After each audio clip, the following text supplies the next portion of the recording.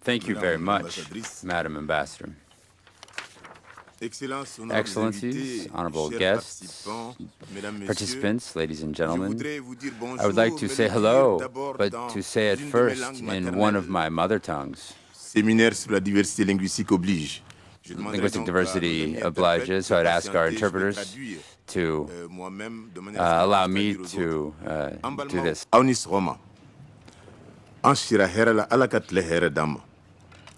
Anga jamanaw ka hɛrɛ bɛ fɛn fɛn na Ala ka latigɛ.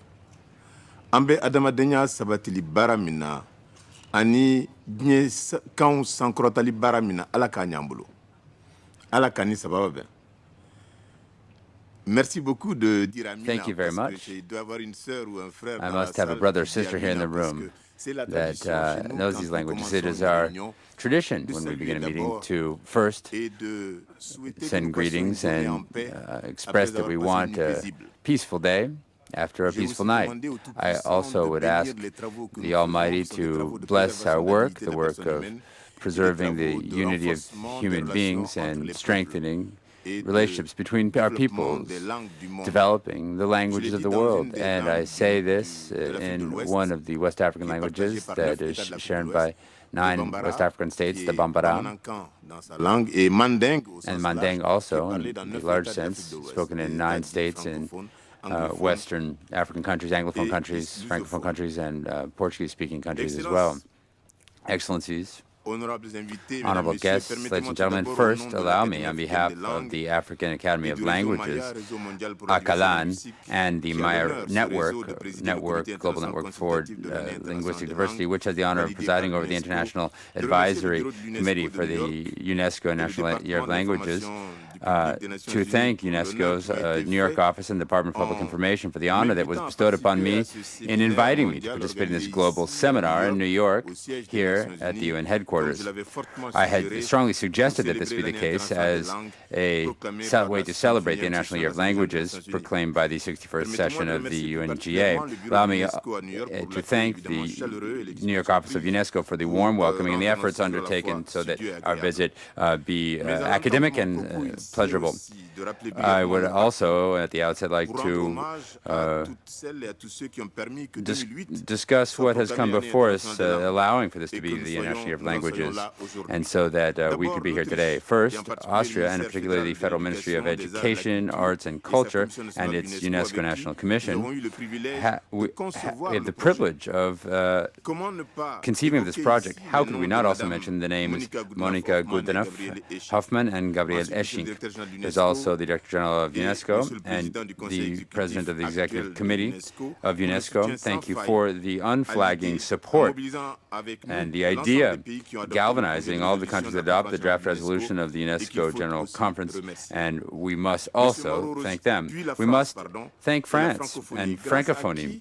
Thanks to France and the Francophonie, we have been able to materialize through paragraph 25 of the UN General Assembly resolution on multilingualism adopted 16 May 2007. Mr. Mauro Rossi and his excellent team has brought great visibility to this year, particularly through the website. Thank you, Mrs. Hashem. And finally, Ms.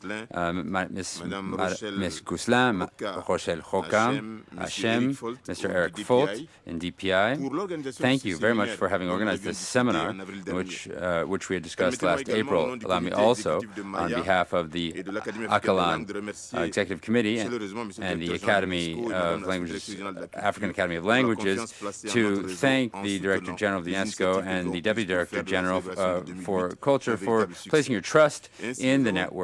This allowed us to work ahead and make this successful. This also allowed us to hold this year within the theme of languages and intercultural dialogue in a globalizing universe. 2008 is also the European Year for Intercultural Dialogue.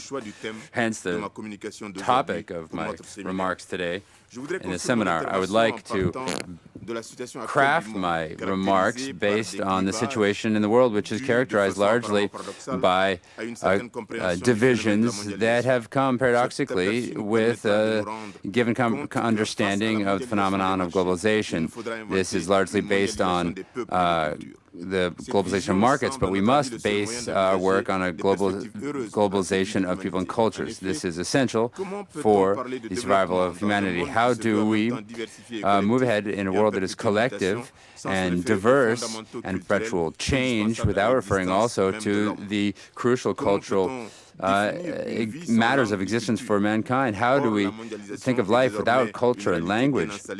However, globalization is now a reality in many of our countries throughout the world, and we know more and more the danger that comes with an excessive uniformization of culture and lifestyles, the domination of an oversimplified vehicular language, global English. On all other languages, there's domination. Global English is sometimes called, with scorn, globish, and it does allow for, say, a Korean and an Argentine to ask for directions in an airport in Paris. However, it does not allow them to build a cultural identity or an individual identity or a national identity. We are now in the 21st century, in the era of the ITCs and information society, shared knowledge, and still 700 million or more adults around the world are in risk of disappearing with their knowledge and their know-how. This because they don't have access to the writing and the instruments that would allow them to develop and enrich their knowledge. It doesn't allow them to create the conditions for the transmission of this know-how to future generations. How many youth and how many of the less young have been the victims of language barriers that keep them from developing their creative sparks, from developing new knowledge, and from sharing their knowledge and having access to universal knowledge? In the 21st century, there is tremendous potential with ITCs, and this allows the youth to develop their spirit and creativity. However, still 75 million school-aged children still do not have this opportunity. And what's worse, in many countries throughout the world, for example, a great many in Africa, are still separated from school. There are barriers. This should be the place for building knowledge par excellence, but it is not. They are separated because the teaching languages are barriers to the content, and their cultures and their communities are not borne in mind. The development can not be done save by way of respect for languages, cultures, arts, and beliefs, ways of thinking. That is to say, the different unique features that bring harmony and beauty to a diversified, multifaceted, different but united world. The beauty of a tapestry is because of the diversity of its colors, says our distinguished thinker Mamadou Amadou. No people in the world can develop outside of its language and culture. And Joseph Kizerbo had said that European languages imported to Africa are bridges to a globalized world. However, it's difficult for one to leave one's house to live on a bridge or under a bridge.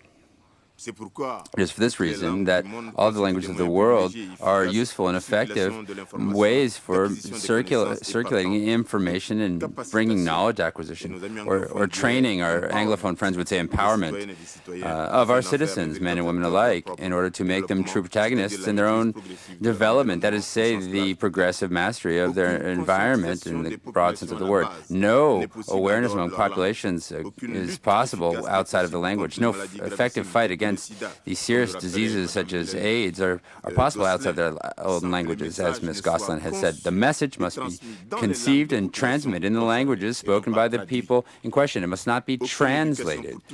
No education for all is possible outside of the language of the people. People must have access to the information around the world, and this must be democratic and it must be enlightened as a means of constructing their own country.